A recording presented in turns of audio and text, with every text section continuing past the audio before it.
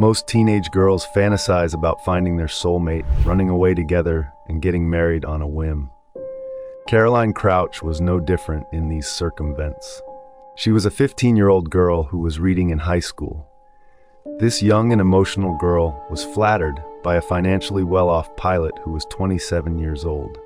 This professional guy was flying his helicopter over the school Caroline read. Haralambos Anopoulos, the man who was also known as Babis, won her heart. With the pilot pulling out all the stops, even flying a helicopter over her school to capture her attention, he managed to win her heart. The two then eloped and got married, creating what appeared to be the perfect fairy tale love story. However, what started as a dream romance would soon unravel into a shocking murder that deceived everyone.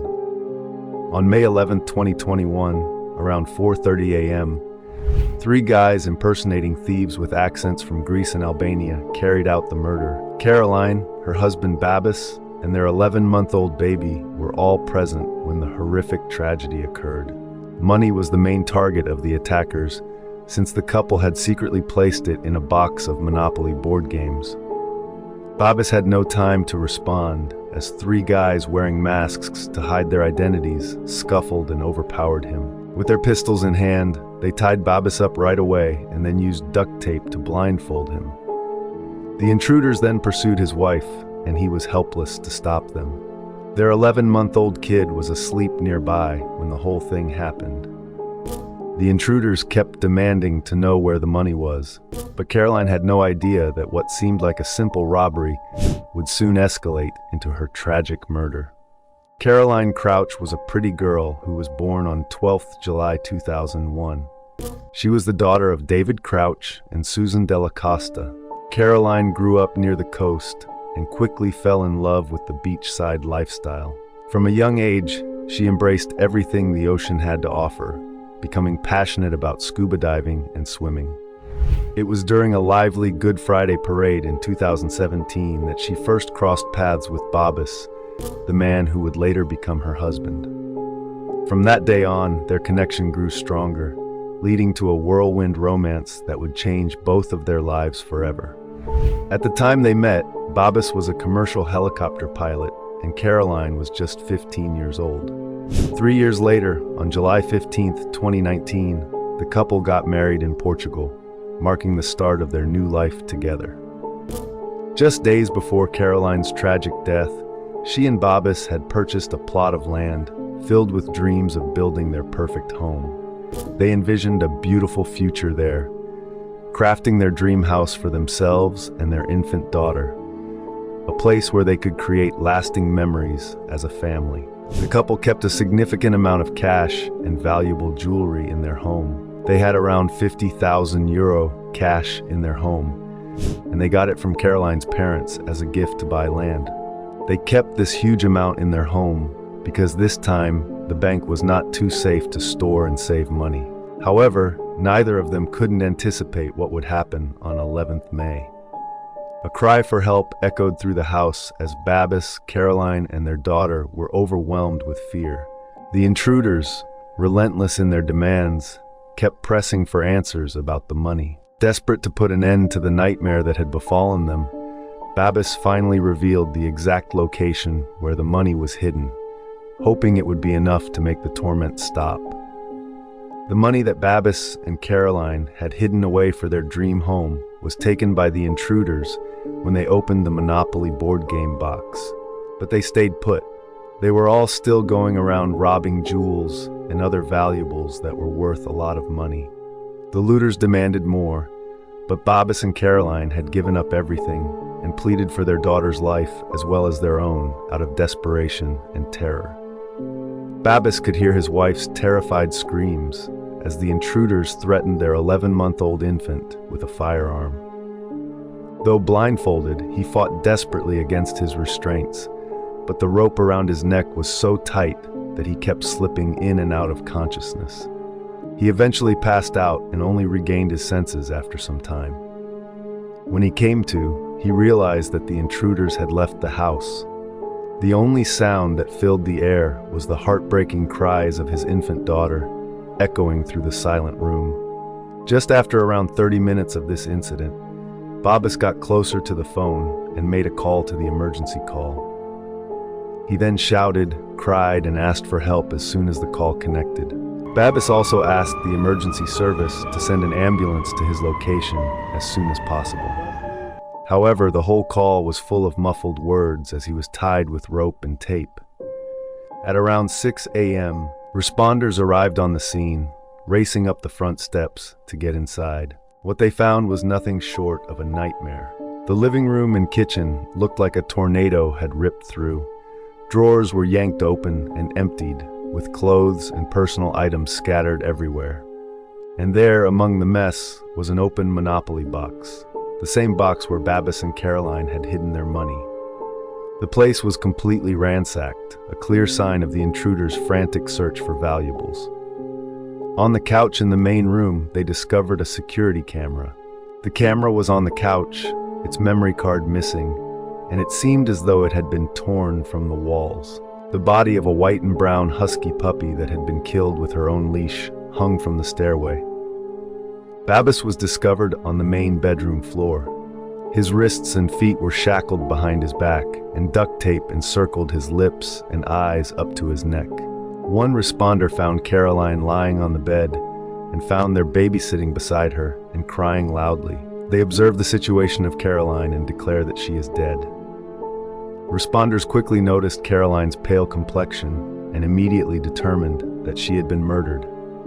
When Babis was freed from his restraints, he went into visible shock upon seeing his wife's lifeless body. The reality of the tragic scene hit him hard as he struggled to process the loss unfolding before his eyes. Police investigators determined that a group of 4 men was involved in the crime. 3 of them broke into the house, while the 4th acted as a lookout.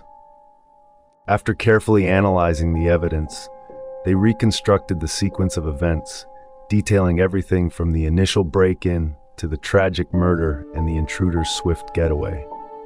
Regarding Caroline's passing, it became apparent that it was not an instantaneous event.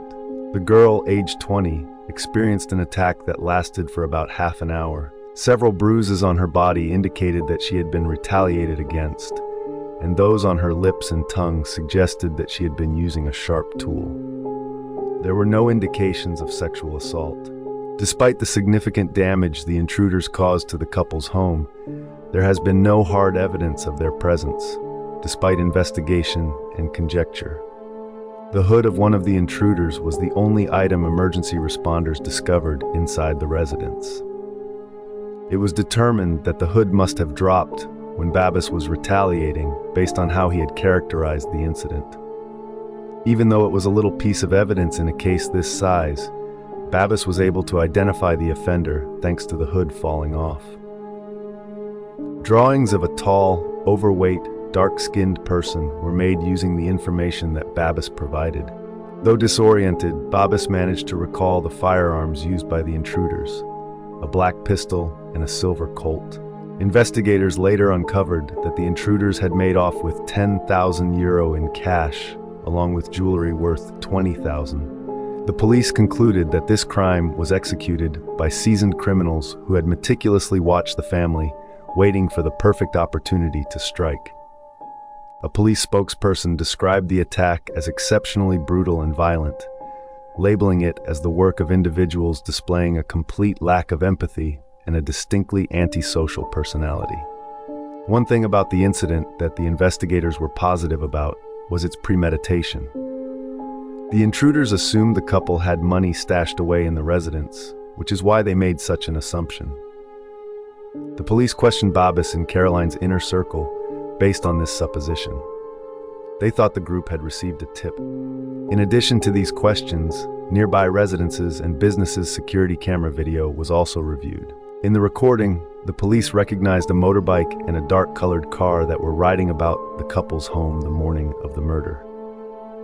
Caroline Crouch has been buried. A burial was held for Caroline Crouch 3 days following the murder. In an homage to his wife, Babis stated that he was fortunate to have met Caroline, that she adored him, and that he was even more fortunate that she was the mom of his daughter. Caroline, according to Babis, was the happiness of his life and would always be close to him because of their daughter. An automobile was pulled over as part of a regular stop in northeast Greece as Caroline was being put to rest. Inside was a 36-year-old male Georgian national named Georgi Hedgeville, who was traveling to the border with Bulgaria. His passport, which he had given over, was quickly found to be fraudulent. What connection does this have to Caroline's murder, and who was this man? The police pursued the inquiry and focused on an organized crime ring operating in the local Albanian community. They started with a list of 100 individuals, which was eventually reduced to 10. These 10 people were included on the red list, a list of criminals. Babis was provided mug pictures of each of them, but the police withheld any further information. The public's tolerance was waning since the case was taking longer to resolve than normal. Even a substantial financial prize remained unclaimed due to the dearth of information surrounding Caroline's case. Athenians were living in terror by this point, not knowing who will be the following casualty. According to specialists mentioned in media accounts from the time, this was not a typical instance, and if it had been, it would have been resolved. There was no DNA or fingerprints, according to certain inquiry facts that were made public. On June 17th, 37 days after Caroline's tragic murder, a small memorial service was held in her honor. As mourners gathered, they noticed a detective quietly present at the ceremony. Once the service ended, the investigators approached Babis discreetly, requesting that he accompany them to Athens. They had uncovered new evidence in the case and needed Babis' help to identify a potential suspect. This marked a crucial turning point in the investigation. By now, the detectives had investigated a good number of leads and examined several important information from the night Caroline was murdered. Although Babis had reported to the police that the intruders had entered through the basement window, that window was extremely small, and given the description of the alleged killer, it was not plausible that this was the place of entrance. Babis had claimed that intruders had ransacked the house, but neighbors reported hearing nothing of the sort that night, only the distressed cries of the couple's puppy. No signs of a struggle, no calls for help, not even the cry of an infant. Investigators also found no fingerprints or DNA in the house. This raised even more suspicion, especially the puzzling question, why would intruders tie up the man but engage in a fight with the woman? Babis claimed that intruders had removed the memory card from the living room security camera, but the data revealed it was taken out at 1:20 a.m., hours before the supposed break-in. As the investigation unfolded, more inconsistencies in his story emerged. Caroline's smartwatch showed she was asleep when Babis said the attack happened, and her pulse data indicated extreme stress just before her death. The missing security camera card only added to the suspicion. On the other hand, Babis' smartphone had a fitness app. He was roaming around throughout the period that he was meant to be restrained, according to data from the app. Additionally, the cops attempted to mimic Babis using his phone to contact emergency services, but nobody was able to accomplish that. On top of that, Babis' attempts to contact emergency services failed, and police discovered he had booked a hotel room for himself and his daughter on the night of the murder. Investigators found Caroline had been planning to leave him and had detailed her intentions in her diary. Her entries also revealed Babis' manipulative, controlling behavior, including how he isolated her and their unconventional wedding, further pointing to marital turmoil. However, investigators found a diary compiled by Caroline. Caroline's diary painted a picture of a life starkly different from what appeared on the surface. While to outsiders, their day-to-day life may have seemed normal or even idyllic, her private writings told a much darker story. She frequently questioned her relationship with Babis in her diary. She wrote about her struggle with Babis in 2019 and how bad it was. She had said she wasn't sure if she could stay with him and that she was going to go and visit her sister. Babis had become a bit of a control freak and manipulator during the course of their marriage. This controlling behavior can be traced back to their non-traditional wedding. When Babis and Caroline exchanged vows, they chose to forgo the typical Greek wedding, which would have been filled with celebrations, family, and friends. Instead, they eloped in a private ceremony. What may have initially seemed like a romantic gesture from the man of her dreams was, in reality, an early attempt to isolate her from her support system. By distancing her from loved ones during such a significant moment, Babis subtly laid the foundation for the manipulative control that would come to define their relationship. She wrote, "I love Babis so much that I cannot depart from him even though this relationship hurts me," in her diary. Her diary also had details of an emotional exchange with her spouse. She had expressed her desire to leave Babis, but her pregnancy prevented her from doing so. "I remained with him so my baby wouldn't grow up without both of her parents," Caroline wrote. In a diary entry dated July 2020, Caroline wrote, "Today my little one is a month old. It's also the day I told Babis I want to leave. I feel awful." What had once been a fairy tale love story had now become an abyss for Caroline, an overwhelming chasm of pain, horror, and despair. The once dreamlike romance had twisted into something unrecognizable, leaving her feeling estranged from the life she once envisioned. Trapped in this abyss, she found herself unable to escape, burdened by the weight of fear and emotional manipulation that consumed her daily existence. Babis, however, claimed to the police that the night before Caroline was slain on May 10th, he and Caroline argued. Babis continued by saying that Caroline was determined to take their kid and go away, and that the couple's main disagreements were about her. Babis had lost control because of this, considering that he had stated the child was his entire existence. Babis revealed more information about the evening, saying Caroline had urged the little kid to leave the house and tossed him in the crib. He said that Caroline was the one who hit and shoved him and had resorted to physical violence. The investigators confronted Babis, revealing that he was now the primary suspect in Caroline's murder. They laid out a mountain of evidence, clear, irrefutable facts, that dismantled the narrative he had initially shared with them. From the discrepancies in the timeline to the forensic data from Caroline's smartwatch and the missing security camera footage, everything pointed to Babis as the culprit. For hours, detectives pressed him with the hard truths, slowly unraveling his story piece by piece. After an intense 8-hour interrogation, Babis could no longer maintain his composure. The pressure mounted, and he finally broke down, unable to continue the charade. However, even in his confession, he continued to weave a web of lies, trying to manipulate the details to make himself appear less guilty. After an intense 8-hour interrogation, Babis finally confessed, but his admission was riddled with lies. He claimed the couple had argued the night before Caroline's death over their daughter, and that she had physically attacked him. He admitted to losing control and killing her in front of their 11-month-old child. Babis admitted that he briefly considered disposing of Caroline's body, but quickly realized it wasn't feasible. That's when the idea of framing someone else came to him. To stage a convincing home invasion, he went to horrific lengths. He brutally killed their dog Roxy to make the scene appear more authentic. Then, in a shocking move, he placed their infant child next to Caroline's lifeless body. To complete the illusion, Babis tied himself up using rope and duct tape, making it look like he, too, had been a victim. He said he should have been punished and that he should have apologized profusely to everyone he had affected.